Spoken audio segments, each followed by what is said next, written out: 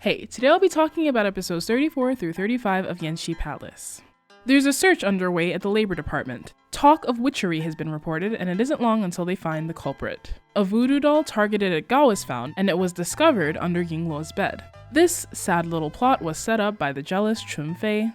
The news gets to the emperor, and he decides to head over and oversee the trial personally. Fearing for her life, Yuan reports it to Fu Hong, who then runs to the empress, but like, Fu Hong, she's unconscious. 姐姐，你全部都听得见，你为什么要躺着？ Bro, she's not taking a nap, she's in a coma. Wait a minute, what's going on here, lady? At the mini-trial, the head maid claims that she found the voodoo doll after an anonymous tip, and guesses it must be because of Gao and Yingluo's tumultuous relationship.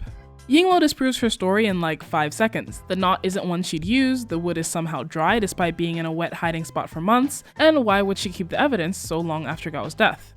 That was easy. The head maid is dragged away for interrogation, but rather than letting Yingluo go, the emperor uses this as an opportunity to level his own accusation. He says he personally saw her meeting with a palace guard, which is against the rules. She refuses to say anything in her defense, so he orders her imprisoned.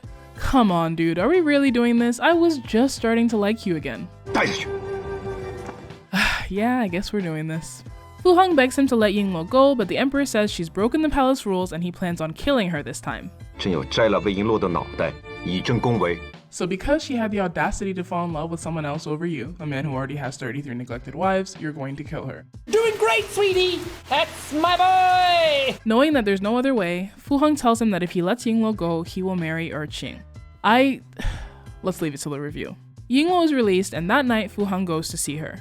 我要去二秦了。 The reason for this is obvious, but to Yingluo it's black and white. She was willing to go through hell or high water to be with him, but now, even if it was to save her, he has given up. And since he's marrying someone else now, this is the end of the road. 我真的信，即便是严惩，我也愿意承受。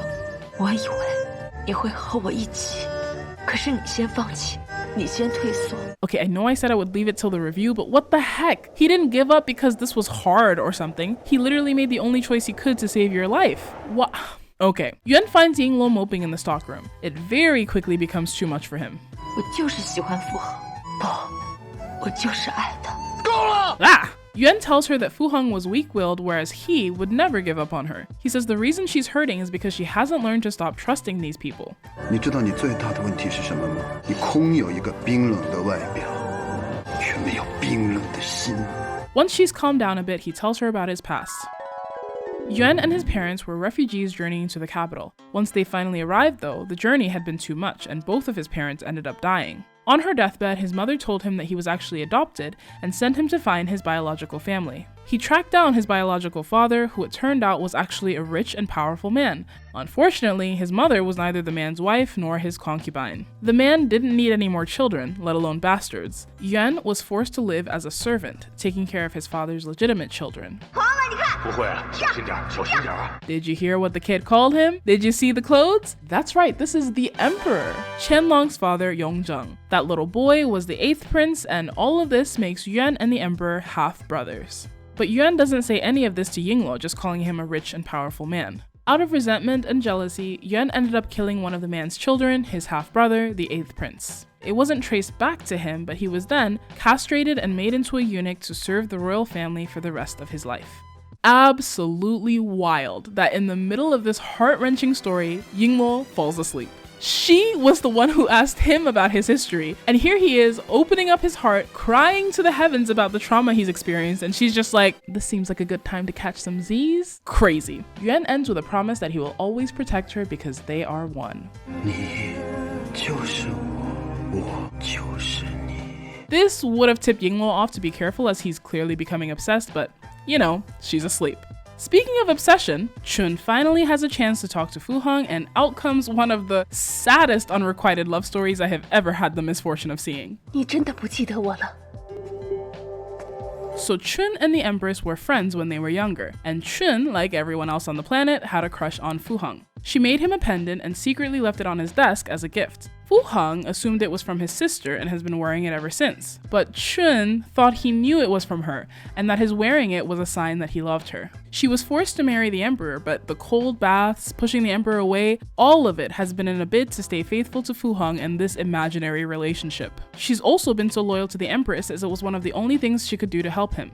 My skin is crawling with secondhand embarrassment watching this. It's just awful. All this time, she really thought this aloofness was just an act to keep her safe, but he really truly was just thinking about lunch. I can't even imagine what it feels like to realize you've wasted 10 whole years of your life thinking you were star-crossed lovers, and the other person hasn't thought about you once. And it gets even crazier. It's not even her fault for being this delusional. It was her maid. Chun had given the maid a love letter to hand to Fu Hong, but the maid ripped it up to avoid the trouble it would cause. So of course, Chun thought Fu Hong had accepted the letter, the pendant, and her feelings because the maid never told her that he never received the letter.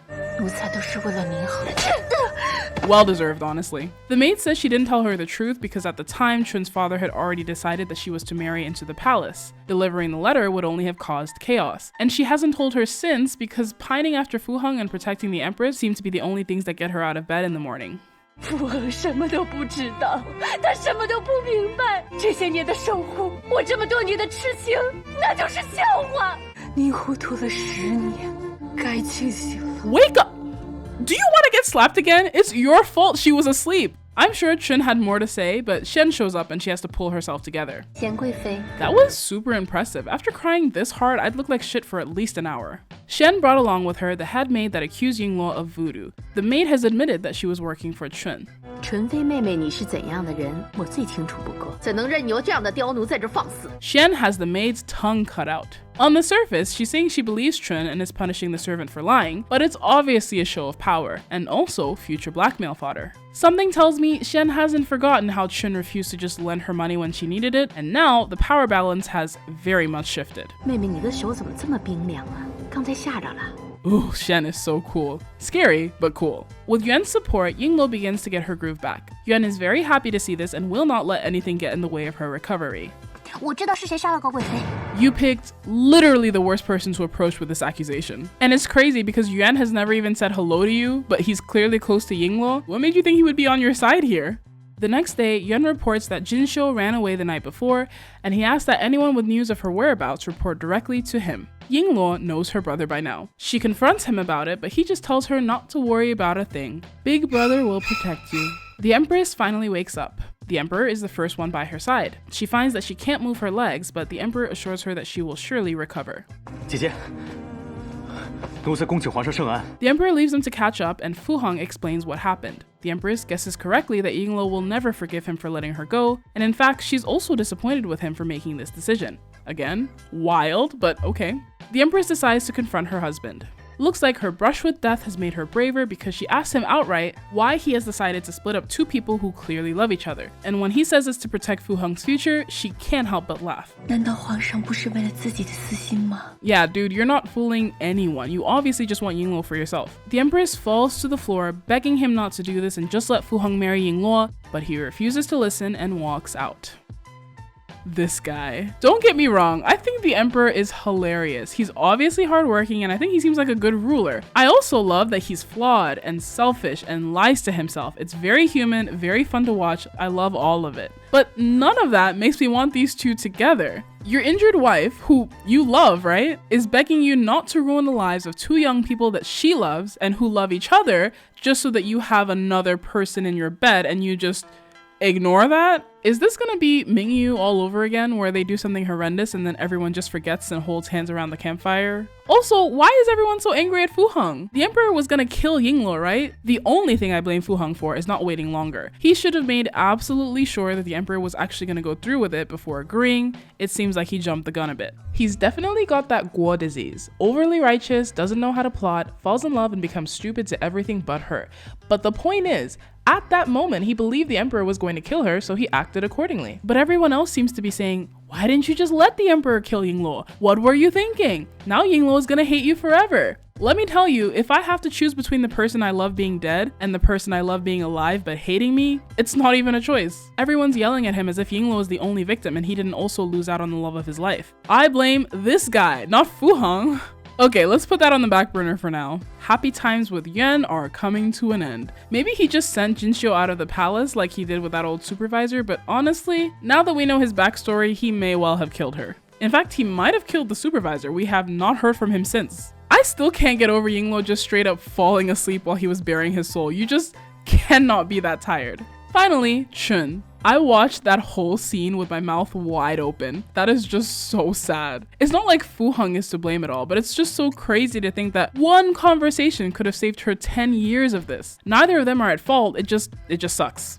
Oh wait, no, there is a culprit here. That damn maid. Did Chun seriously not fire her after that? Ma'am, you watched me take those cold ass baths for 10 years, crying to myself about my lost love, knowing damn well what was up the whole time, and you just kept it to yourself? I don't want to hear a word about you did this for me or whatever. We are done. Done. You are fired with no references. Till next time, thanks for watching. Hey, it's the editor. So, still me. I finished the series at this point, and I think I now have a better idea of why Fu Heng gets so much hate. There's a big thing that it just wasn't getting through my head. That was, Yingluo was never in any actual danger because she could have just gotten herself out of trouble at any point by saying, okay, well, I don't love Fu Heng anymore. Like, I'm totally sure the emperor would have released her if she had said that. So that means she made her choice, and then Fu Heng throwing himself on his sword like that was kind of belittling her choice and saying, I know you're willing to die for the chance to be with me, but I'm not willing to let you do that. It's similar to what he did to Yingluo by telling Hongzhou, taking away her choices and forcing her to do what he thinks is best for her. I can more than see why someone would find that off-putting because, I mean, she's an adult, she can make her own decisions.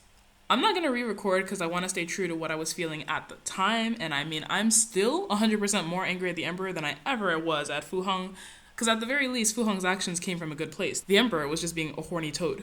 But anyway, I think, yeah, I finally understand that side of the argument. Unless you have a different point of view, in which case, feel free to share. Okay, bye!